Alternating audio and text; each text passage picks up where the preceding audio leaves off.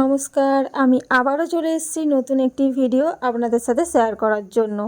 আমি আজকে আমার খুব পছন্দের একটি রেসিপি আপনাদের সাথে শেয়ার করব।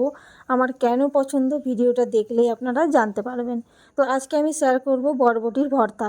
তাই প্রথমে বরবটিগুলোকে কেটে আমি সিদ্ধ করে জল ঝরতে রেখে দিয়েছি। তো এরপরে আমি ওভেনে বসিয়ে দিয়েছি কড়াই, তেল গরম হয়ে কয়েকটি রসুনের টুকরো আমি এর মধ্যে লাল লাল করে ভেজে নেব। রসুনটা একটু বেশি পরিমাণেই দেবেন, কারণ রসুনের ফ্লেভারটাই হচ্ছে ভর্তার আসল জিনিস।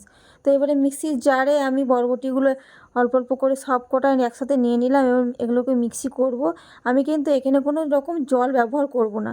কাঁচা লঙ্কা পরিমাণ মতন আপনারা দেবেন, রসুনগুলো দিয়ে ঝট করে মিক্সিটা আমি করে নিয়ে আসলাম। দেখুন, কোনো রকম জল কিন্তু আমি এখানে ব্যবহার করিনি।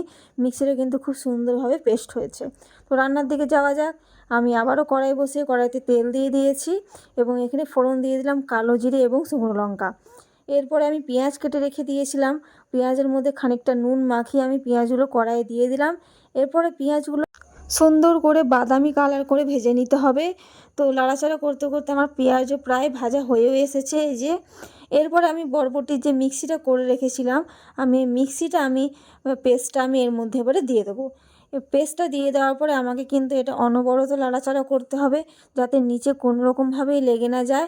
আর এটা আমি ততক্ষণ পর্যন্ত নাড়বো যতক্ষণ না এটা কড়াই থেকে পুরো ছেড়ে আসে।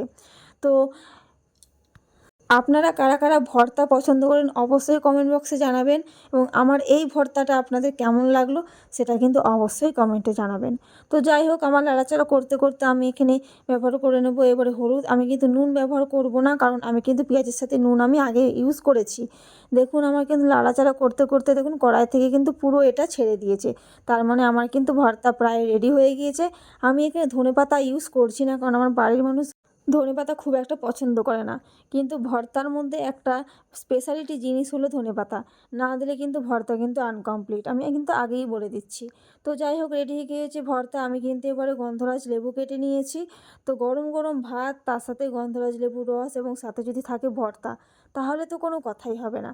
আমি যে কোনো ভর্তাই কিন্তু খুবই পছন্দ করি, তাই জন্যই বললাম যে আমার ভর্তা হচ্ছে খুব একটা স্পেশাল একটা খাবার আমার জন্য। তো এই ভিডিওটি আপনাদের কেমন লাগলো অবশ্যই জানাবেন এবং একবার কিন্তু ট্রাই করবেন।